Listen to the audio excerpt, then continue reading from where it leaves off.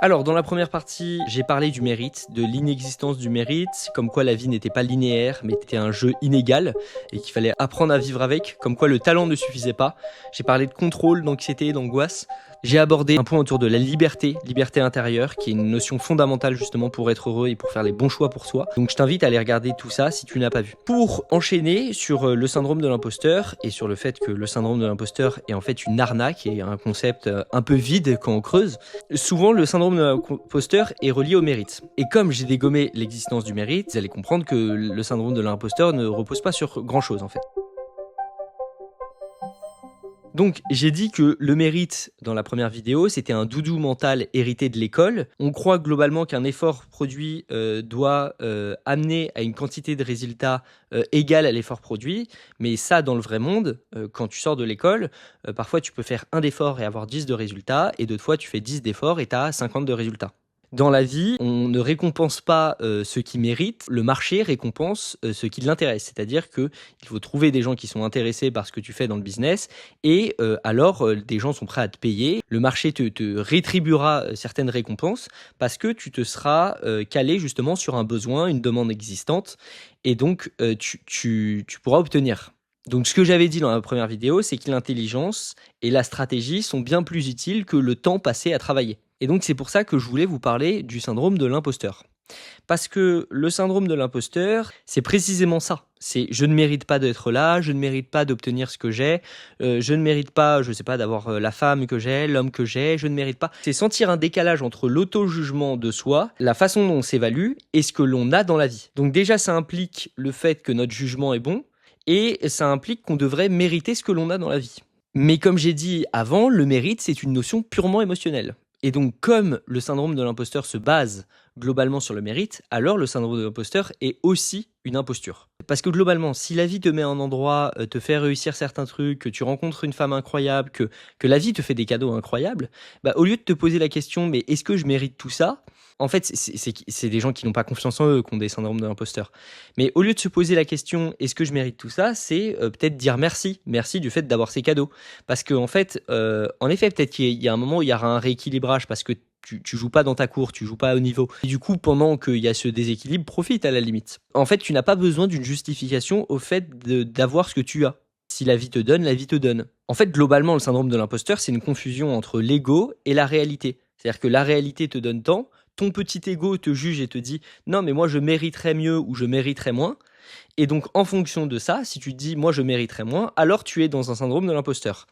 Alors après, il y a quand même un vrai syndrome de l'imposteur qui est facilité par une chose, c'est par le fait de mentir. C'est-à-dire que si jamais, en effet, ce que tu as obtenu dans la vie t'est donné et t'est délivré par des mensonges que tu as fait, que tu as commis, que tu as fait, alors oui, là, il y a peut-être une vraie raison de se sentir comme étant un imposteur. Mais dans le cas contraire, non, c'est juste la vie qui te donne et donc remercie-la. Et donc quelqu'un qui ne mentirait pas et qui aurait un syndrome de l'imposteur, en fait, ça serait quelqu'un qui découvrirait que la vie ne rétribue pas le monde, les gens au mérite, et qui serait encore dans la croyance de la vie est méritocratique. Non, la vie ne l'est pas, elle est injuste par nature, comme je l'ai dit dans la précédente vidéo. Sauf que le problème, c'est qu'il y a plein de gens qui vont avoir cette analyse, qui vont se voir comme ne méritant pas, et donc vont s'auto-saboter, parce que pour revenir à un niveau où leur ego les évalue comme étant de ce niveau. Mais l'évaluation que tu as de toi-même n'est pas toi-même, c'est qu'une évaluation, c'est qu'un regard. Et comme tu penses que tu ne mérites pas, tu vas finir par agir comme quelqu'un qui ne mérite pas, et tu vas finir par t'auto-saboter et te détruire. Donc voilà pour le petit point sur le syndrome de l'imposteur, qui est plus un jeu mental amusant à déconstruire, je trouve. Autre point qui continue dans la lignée de mérite et syndrome de l'imposteur, c'est pareil, c'est un exercice mental, un jeu mental, c'est la notion de karma.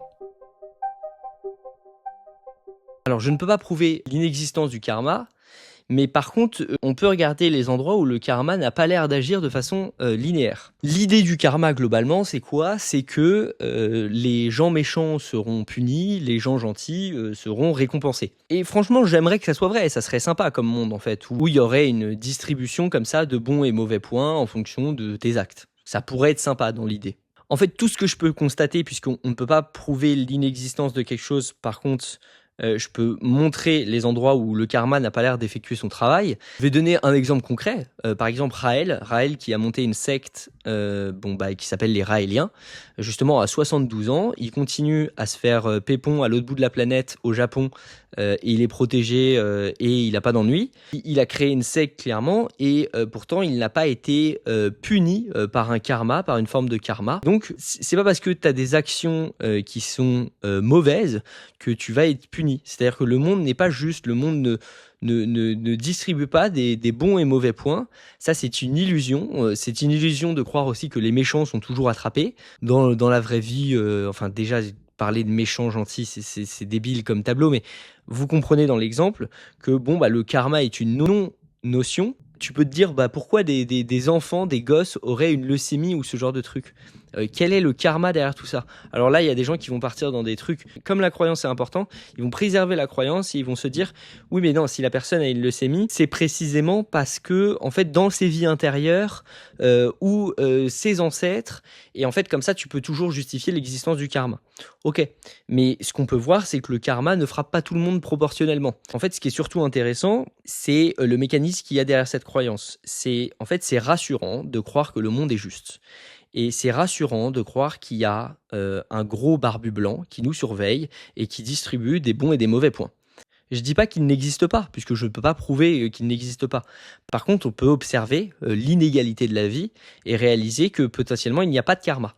Ce que j'ai observé, cependant, c'est que des gens qui croyaient au karma finissaient par s'auto-punir par flagellation lorsqu'ils estimaient avoir péché, selon leur modèle.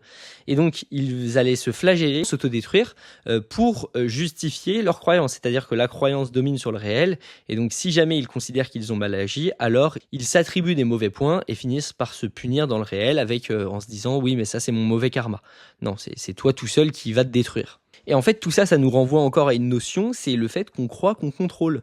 Parce que quand on pense connaître les règles du jeu, c'est-à-dire par exemple le fait qu'il y a un karma, il y a une forme de contrôle, il y a une forme de puissance sur le monde, et donc ça nous rassure, et on se dit oui, mais au moins moi je sais comment le monde fonctionne, et j'ai un bon karma. Bref, la vie est souvent plus complexe que ça, et ça passe pas beaucoup la barrière du rationnel. Alors, un point que j'aimerais bien aussi introduire, c'est la différence entre le fait d'être idéalisé et le fait d'être aimé.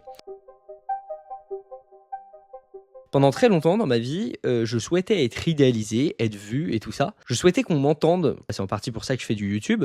Il y a beaucoup de gens qui sont personnalités publiques, influenceurs ou ce genre de trucs, qui ont cette névrose-là à cet endroit-là, qui ont besoin d'être vus en fait en permanence.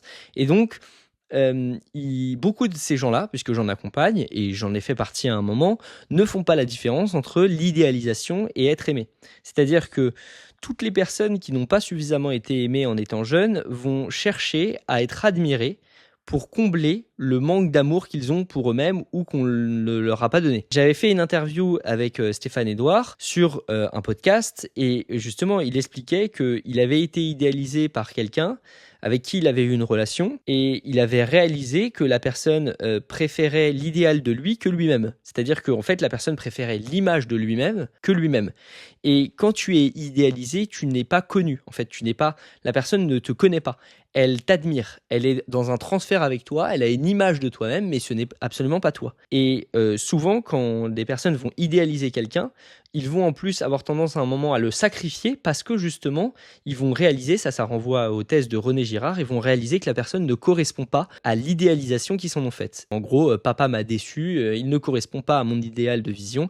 Et donc, le réel c'est trop nul, tu es trop nul dans le réel, moi tu m'as menti sur qui tu étais, et en fait c'est pas que la personne a menti, c'est que la personne en face a projeté une image sur l'autre, a projeté un modèle sur l'autre, et donc le moment où elle réalise la vraie personnalité de la personne, elle tombe des nues et finit par se dire que l'autre est un salaud, alors qu'en réalité, potentiellement, l'autre n'a rien fait. L'autre n'a pas forcément participé dans la construction de justement cette image que toi tu t'es fait de l'autre. Donc idéaliser, ce n'est pas être aimé, idéaliser c'est quand tu as une distance entre toi et l'autre. La distance, elle est établie par une image, c'est-à-dire que moi, vous me connaissez pas, vous faites une représentation de moi-même, mais être aimé, ça peut se faire que dans le réel. Et très souvent, des gens qui n'ont pas reçu suffisamment d'amour petit vont avoir ce truc de oui, si j'ai pas reçu assez d'amour, c'est parce que je n'étais pas assez admirable, donc ils vont devenir admirables, ils vont devenir idéalisés, mais l'idéalisation ne comble jamais. Ça ne remplace pas de l'amour. Et globalement, si tu as suffisamment été aimé, alors tu n'as plus besoin d'être idéalisé. Tu vas juste chercher de l'amour de tes proches. En gros, être idéalisé, c'est se réifier soi-même aussi. Jouer à être idéalisé, c'est se réifier soi-même, c'est se faire devenir objet de l'autre.